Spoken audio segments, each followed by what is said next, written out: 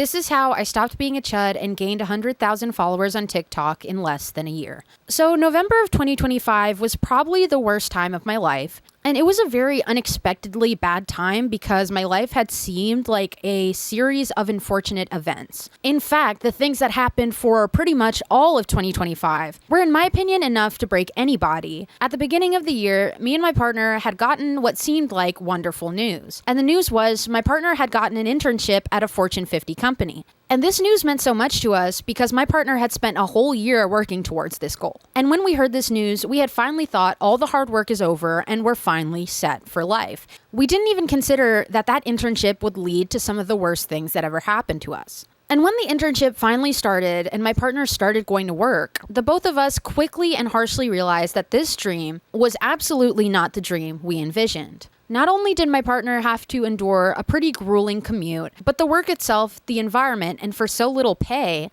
definitely wasn't fulfilling for them, and I could see it. For that entire year, it felt like I had lost my partner. There literally wasn't a moment where I didn't see them obsessing over their work. Even the weekends were clouded with this type of unsurmountable pressure. And for that entire year, the both of us suffered at the hands of it. It genuinely felt like the both of us were trapped by something that was supposed to be a dream, by something that is advertised to almost all of us as a remedy to all of our problems. But this remedy didn't get rid of our problems, it just gave us more problems. And eventually wrecked our minds and our lives until we craved an escape. And this escape came through the form of using substances. And these substances were the psychedelic kind. Might I add, the legal psychedelic kind. But legal or not, nothing could have shielded us from what happened as a result. As a result of avoiding making changes in our lives and instead trying to simply avoid them. We used these substances, I believe, at least 3 times. The first couple of times were a typical positive psychedelic experience. But the third time is where we both absolutely went way too far. And long story short, we ended up suffering a nightmare situation in the ER.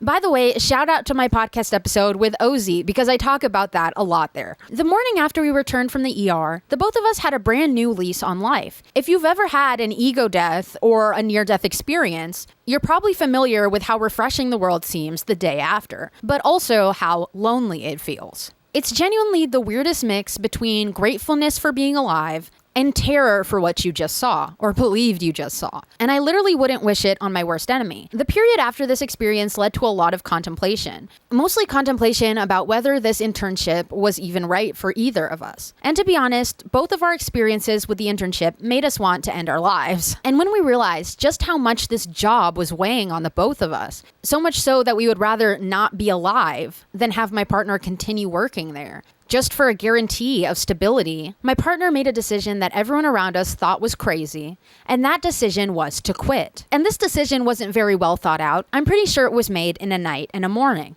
But after this decision was made, of course we were both left confused, not really knowing what we would do next, and honestly pretty terrified for the future. And while my partner took to frantically searching for alternative jobs, I, for some reason that I can't explain, decided to go out to our car. And in our car, I started to make videos that I couldn't even explain. I was suddenly able to speak in a way that I never thought I could speak, in a way that was so articulate that it shocked others. But for some reason, there has never been a point in my life where I have even considered myself to be articulate. And for some reason, my ideas and thoughts were resonating with people. In fact, people were saying it was exactly what they needed. And this wasn't just a few people. In the very beginning of this seemingly spontaneous posting of TikToks, I found myself posting 10 times a day, never running out of ideas. While people were coming in droves to resonate with what I was saying, they didn't even realize that I was simply venting. I was venting all the pain and frustration that I've been feeling for the entire year, if not my entire life. And I wasn't even thinking of building a new career out of this. I just had to let it out. I had to let out what I was feeling.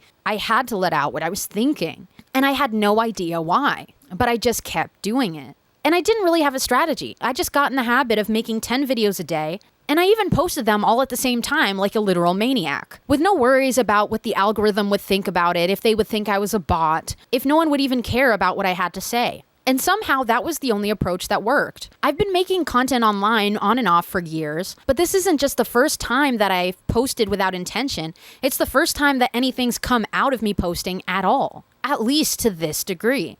Because in the first 3 months of posting, I had at least 60,000 followers. And those kind of numbers are insane for someone who isn't even intending to gain them, especially in such a short time. All of a sudden, celebrities were reposting my videos and following me. They were even commenting on my videos. And disregarding the celebrities' interactions, it seemed like society as a whole found value in something that I had to say. And that realization genuinely shocked me because I had never experienced in my life feeling like anyone cared about what I had to say or what I had to offer. I didn't even feel that anyone cared about me. But one day I decided to sit in my car and make a bunch of videos, and suddenly everyone cares about what I have to say. And this all happened within days of my partner quitting their job. The job that we thought was our ultimate lifeline, that we would be nothing without. And with such crazy success hitting me all at once, there's no way I couldn't have thought that maybe this is the path for me, that maybe this is the dream that we were supposed to be focusing on. And in not just the months, but at times the weeks following, I hit my first couple of over 1 million view videos, and I was able to not only be in contact with, but literally interview people who I've been looking up to for years. People who I thought I could never be like, let alone ever interact with. Up until this point, I was a literal chud.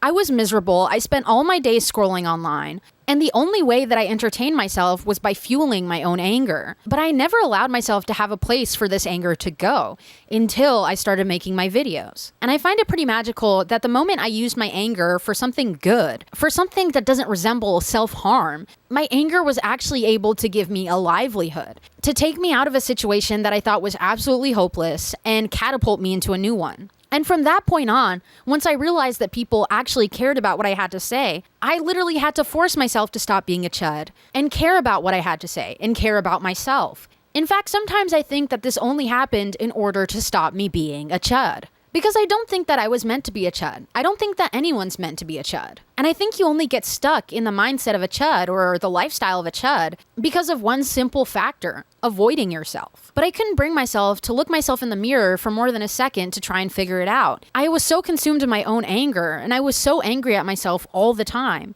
that I never even tried to figure out how I can use my anger. And even in making the videos that I made, I didn't even realize I was trying to learn how to use my anger. It all happened very subconsciously and spontaneously. And sometimes that's how the best things pan out. You don't really need to wait for it to come to you. Because if I've learned anything from how this all happened for me, it only happens when you acknowledge that it's there.